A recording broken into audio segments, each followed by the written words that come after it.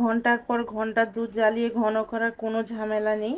খুব সহজ কয়েকটি ধাপে এমন সুন্দর মসৃণ ঘন মিষ্টি দই তৈরি হয়ে যাবে।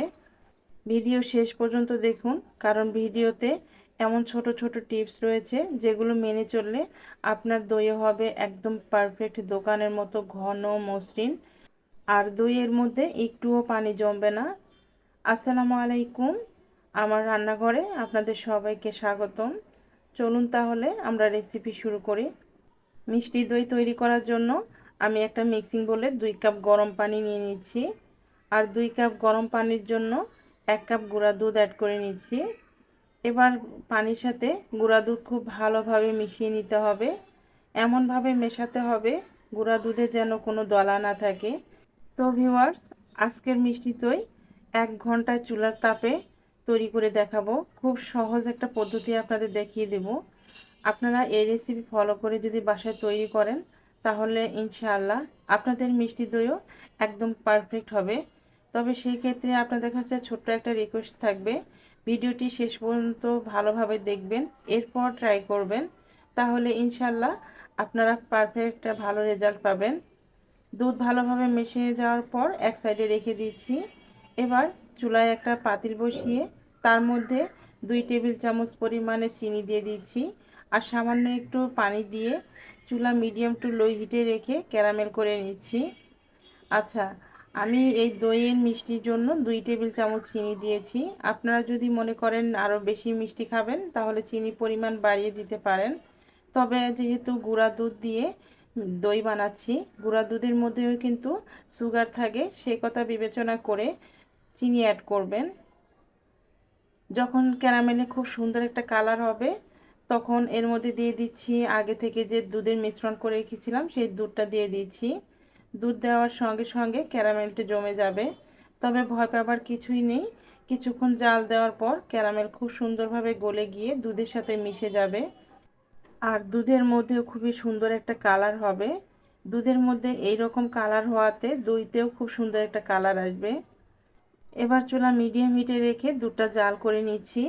যেহেতু 2 কাপ পানির সাথে 1 কাপ গুঁড়া দুধ অ্যাড করেছি, এই জন্য দুধটাকে বেশিক্ষণ জাল করে ঘন করার কোনো প্রয়োজন নেই। 4 থেকে 5 মিনিট জাল করার পরেই দেখতে পাবেন দুধ খুব সুন্দরভাবে ঘন হয়ে গেছে।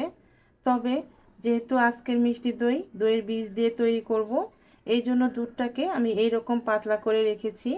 আপনারা যদি দইয়ের বীজ ছাড়া দই তৈরি করতে চান তাহলে এই দুধ জাল করে আরও একটু ঘন করে নিতে হবে। তো দুধ জাল করে আমি এই রকম ঘন করে নিয়েছি। এবার এই দুধটা আমি এক সাইডে রেখে দিচ্ছি আর কিছুটা ঠান্ডা করে নিচ্ছি।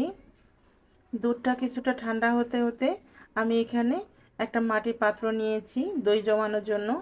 আমি এখানে মাটির হাঁড়ি নিয়েছি, আপনারা চাইলে কিন্তু যে কোনো পাত্রের মধ্যে দই জমাতে পারবেন। তবে আমি আজকে যে প্রসেসে দই বানাবো সেই ক্ষেত্রে প্লাস্টিকের বাটি কখনো ব্যবহার করা যাবে না। দই জমানোর জন্য আমি এখানে দইয়ের বীজ হিসেবে মিষ্টি দই নিয়েছি, আর এই দই আগে আমার তৈরি করা ছিল। আমি যখন এই দই বানাই তখন দইয়ের বীজের জন্য ফ্রিজে একটু রেখে দেই, আর সেই দই বীজ হিসেবে আমি দই বানানোর কাজে ব্যবহার করি। আপনারাও এইভাবে দই রেখে দিয়ে পরবর্তীতে দইয়ের বীজ হিসেবে ব্যবহার করতে পারেন, এতে করে সুবিধা হয়। দইয়ের বীজ ফ্রিজে রাখার কারণে বরফ জমে কিছুটা পানি হয়ে গেছে, তাই তো আমি একটা ছাঁকনিতে করে পানি ঝরিয়ে নিয়েছি, আর পানি ঝরতে ঝরতে দইটাও রুম টেম্পারেচারে এসেছে। এবার মাটির হাঁড়িতে দইয়ের বীজটা ভালোভাবে ফেটিয়ে নিচ্ছি। খুব ভালোভাবে ফেটে নিতে হবে যেন দইয়ের বীজ একদম মসৃণ হয়। এদিকে দুধটাও আমি নেড়েচেড়ে কিছুটা ঠান্ডা করে নিয়েছি। আঙ্গুলে সহ্য পায় এমন গরম থাকা অবস্থায় দইয়ের বীজের সঙ্গে মেশাতে হবে। আমি দইয়ের বীজ সম্পূর্ণটাই দুধের মধ্যে দিয়ে দিচ্ছি। যেহেতু এখানে দইয়ের বীজের পরিমাণ কম আর দুধের পরিমাণ কম, তাই তো সম্পূর্ণটাই দিয়ে খুব ভালোভাবে ফেটিয়ে নিচ্ছি। এই ফেটানোর কাজটা খুবই ভালোভাবে করবেন যেন দুধের উপরে অনেকগুলো বাবলস ওঠে। আর এই রকম যদি দুধের উপরে বাবলস ওঠে তাহলে দই জমলে সেই দইয়ের উপরে কিন্তু অনেকগুলো ছিদ্র ছিদ্র বাবলস দেখা যায়, সেটা দেখতে ভালো লাগে আর খেতেও ভালো লাগে। দুধের সাথে দইয়ের বীজ খুব ভালোভাবে মিশিয়ে নিয়েছি। মিশিয়ে নেওয়ার পর মাটির হাঁড়ির মধ্যে ঢেলে দিচ্ছি। আর মাটির হাঁড়ির মধ্যে ঢেলে দেওয়ার পর দেখুন দুধের উপরে কতটা বাবলস উঠেছে। আপনারা ঠিক এই প্রসেসে বানাবেন। আর আমি আজকে যে প্রসেসে এই মিষ্টি দই বানাচ্ছি, এই মিষ্টি দই কিন্তু একদমই দোকানের মতো হবে। যদিও গুঁড়া দুধ দিয়ে দই বানানো, তারপরও একদমই কিন্তু পারফেক্ট দোকানের মতো, খেতে অনেক বেশি মজার। আর আমার মনে হয় আমার এই প্রসেসে আপনারা যদি বাসায় একবার ট্রাই করেন তাহলে ইনশাআল্লাহ প্রথমবারে আপনাদের দইও একদম পারফেক্ট হবে। দই জমানোর জন্য আমি চুলায় একটা পাতিল বসিয়েছি আর তার মধ্যে একটা স্ট্যান্ড বসিয়েছি। স্ট্যান্ড ডুবো ডুবো করে পানি দিয়েছি। দইয়ের হাঁড়ির উপরে একটা ঢাকনা দিয়ে ঢেকে দিচ্ছি আর পাতিলের উপরে বড় একটা ঢাকনা দিয়ে একটা শিল চেপে দিচ্ছি। এতে করে ভিতরে বাষ্পটা বের হবে না আর দইটা খুব দ্রুত জমে যাবে। এবার আমি চুলা জ্বালিয়ে পানিটা গরম করে নিব। তবে পানি গরম করে পানি কিন্তু ফুটানো যাবে না। পানি যদি ফোটাতে যান তাহলে দুধ ফুটবে, আর দুধ যদি ফোটে তাহলে দুধ আর দই হবে না, একদম ছানা হয়ে যাবে। এই জন্য চুলা জ্বালিয়ে হাঁড়িটা মাঝে মাঝে একটু ছুঁয়ে দেখবেন। যদি দেখেন যে হাঁড়ি বেশি গরম হয়ে গেছে তাহলে চুলার সঙ্গে সঙ্গে বন্ধ করে দিবেন। হাঁড়ি বেশি গরম হয়ে যাওয়া মানে পানি গরম হয়ে যাওয়া। আর এই গরম পানির মধ্যে দুধের হাঁড়ি 1 থেকে 1.5 ঘন্টা রেখে দিলেই খুব সুন্দরভাবে দই জমে যাবে। তবে দই পরিমাণ কম না বেশি এটা বুঝে শুনে কিন্তু সময়টা কম বেশি লাগবে। তো এই তো দেখুন আমি 1 ঘন্টা পার হয়ে এসেছি। এই পর্যায়ে দইয়ের হাঁড়িটা কিন্তু অনেকটাই গরম। দইটা খুব সুন্দরভাবে জমে গেছে, তবে দেখুন অনেকটাই কিন্তু নরম। দইয়ের মধ্যে হাত দিলে হাতের সাথে লেগে আসছে।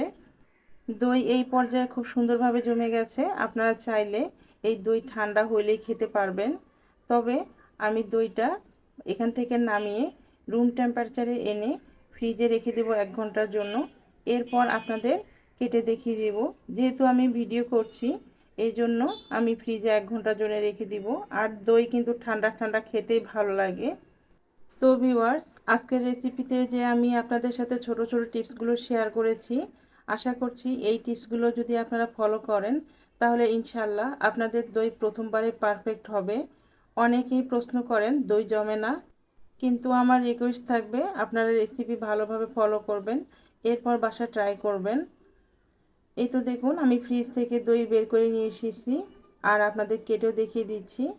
একদমই পারফেক্ট হয়েছে। আর এত সুন্দর এত মসৃণ দই ঘরে যদি বানানো যায় তাহলে বাইরে থেকে অস্বাস্থ্যকর পরিবেশের খাবার খেতে হয় না। স্বাস্থ্যসম্মতভাবে ঘরে তৈরি করে কিন্তু খাওয়া যায়। আর এই দই আপনি যতক্ষণে রাখেন না কেন এই দইয়ের মধ্যে কোনোভাবে পানি জমবে না, ঠিক এরকমই থাকবে।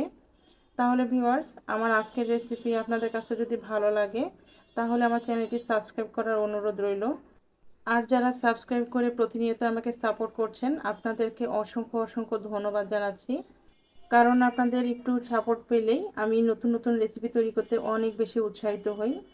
তাহলে আজকের মতো এখানে বিদায় নিচ্ছি। ভালো থাকবেন সবাই। আল্লাহ হাফিজ।